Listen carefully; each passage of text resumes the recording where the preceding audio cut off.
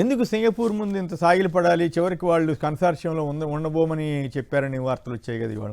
ఇక్కడ మనం క్లియర్గా గమనించాల్సింది ఏంటంటే విజయబాబు గారు చెప్పినట్టు కానీ లేకపోతే వాళ్ళ సింగపూర్ మంత్రి గారు చెప్పినట్టు కానీ వాళ్ళు క్లియర్గా ఎక్కడ కూడా మేము ఫైనాన్షియల్గా ఇన్వెస్ట్ చేస్తామని చెప్పట్లేదండి. నెంబర్ 1. నెంబర్ 2, మనం ఇక్కడ గమనించాల్సింది క్లియర్గా చూస్తే ప్రపంచవ్యాప్తంగా అత్యుత్తమ కట్టడాలు కట్టే సంస్థలు భారతదేశంలో గవర్నమెంట్ ఆఫ్ ఇండియా సంస్థలు 2 ఉన్నాయండి.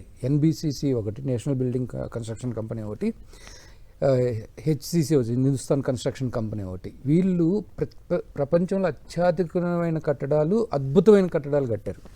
అలాంటి వాళ్ళని కాదని చెప్పి సింగపూర్ ఎందుకు వెళ్తున్నారు అనేది మనం క్లియర్గా గమనిస్తే కేవలం దోపిడీ కోసం.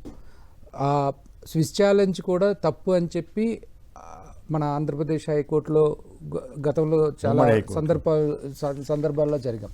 ఇక్కడ ఇంకొకటి మనం గమనించాల్సింది ఏంటంటే, ఒక్కసారి మనం కొద్దిగా ఆలోచిస్తే సింగపూర్ కన్సార్షియం వాళ్ళు వచ్చేదైనా వాళ్ళంతటా వాళ్ళు వెళ్ళిపోతే 150%, 100% ఇవ్వాలి. మనంతటా మనం పంపిస్తే వాళ్ళకి 150% వెనక్కి ఇవ్వాలనే అగ్రిమెంట్ ఉంటుంది. ఏదైనా డిస్ప్యూట్ వస్తే లండన్ కోర్టులో తేల్చుకోవాలన్నారు. అంటే భారతదేశ కోర్టుల మీద, భారతదేశంలో ఉన్న వ్యవస్థల మీద నమ్మకం లేదా ఈ తెలుగుదేశం ప్రభుత్వానికి అని చెప్పి అడగాలి.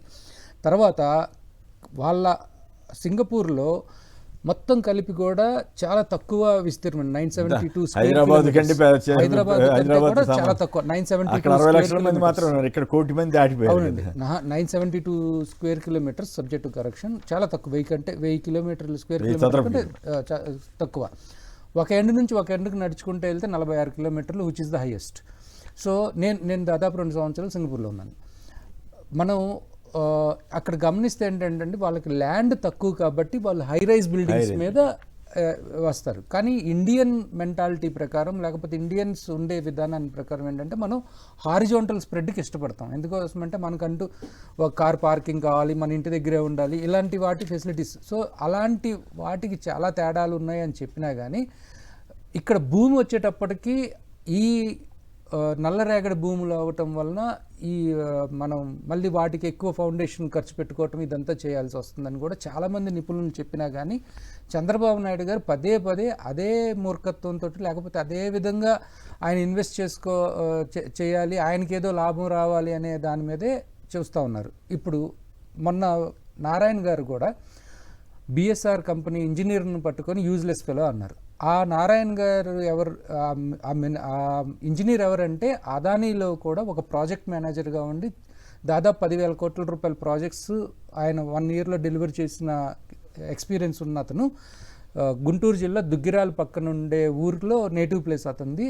నేను నా వంతుగా ఏదో నేను ప్రయత్నం చేసి ఇక్కడ చేయాలని వస్తే ఆయన పట్టుకొని యూజ్లెస్ ఫెలో అని అంటున్నారు. నెంబర్ 1. నెంబర్ 2, ఆయన అక్కడ వచ్చిన సందర్భం ఏంటంటే అండి, ఆ డోమ్స్ కట్టారు. అందుట్లో మనం ఎలక్ట్రిసిటీకి, లేకపోతే గ్యాస్ పైప్ లైన్కి, లేకపోతే మన వాటర్ పైప్ లైన్కి డోమ్స్ కడతారు.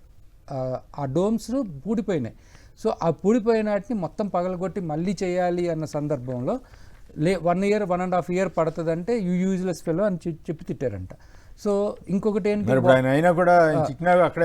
ఇక్కడ మరి చెప్పదు కదండి, ప్రైవేట్ ఉద్యోగం అంటే ఆయన పెద్ద వయసా, లేకపోతే పెద్ద వయసు ఆయన తలుచుకుంటే ఎక్కడైనా ఉద్యోగం వస్తుంది. అంటే చెప్పే దాన్ని బట్టి చూస్తే మరి ఆయన కూడా ఆత్మాభిమానంతో ఉండాలి కదండి. ఇప్పుడు ఆయన అదే గట్టిగా సమాధానం ఇవ్వాలిగా, కనీసం మానేసాడు లేకపోతే లేదు, అది వేరే విషయం. ఎక్కడ దొరకదు అంత పెద్ద సీనియర్.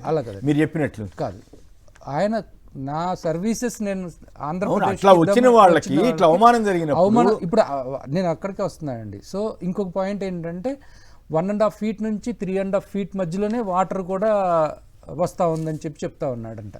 సో ఆయన తీవ్రంగా ఆలోచనలో ఉన్నాడు ఇప్పుడు, మనం ఇలాంటిది కంటిన్యూ చేయాలా లేదా అని. సో ఇలాంటి సందర్భంలో చంద్రబాబు నాయుడు గారు ఎందుకు పదే చేస్తున్నారంటే కేవలం వచ్చే అవినీతి మీదో లేకపోతే దీని మీదే చేసుకోవటం. ఇప్పుడు భారతదేశంలో ఇప్పుడు తెలంగాణ వాళ్ళు ఏం ఆరోపిస్తారండి, ఏదైనా ఒక చిన్న కాంట్రాక్ట్ ఇస్తే ఆంధ్ర నుంచి కాంట్రాక్టర్లు వస్తారంటారు. సో ఆంధ్రాలో ఉన్న అందరు కాంట్రాక్టర్లకి కాకుండా కేవలం ఆయన సెలెక్టెడ్ 4-5 కాంట్రాక్టర్లకే పెద్ద టెండర్లు రావటం ఏంటో అనేది.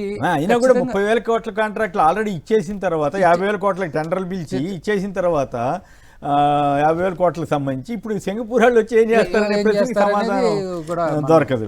రైట్.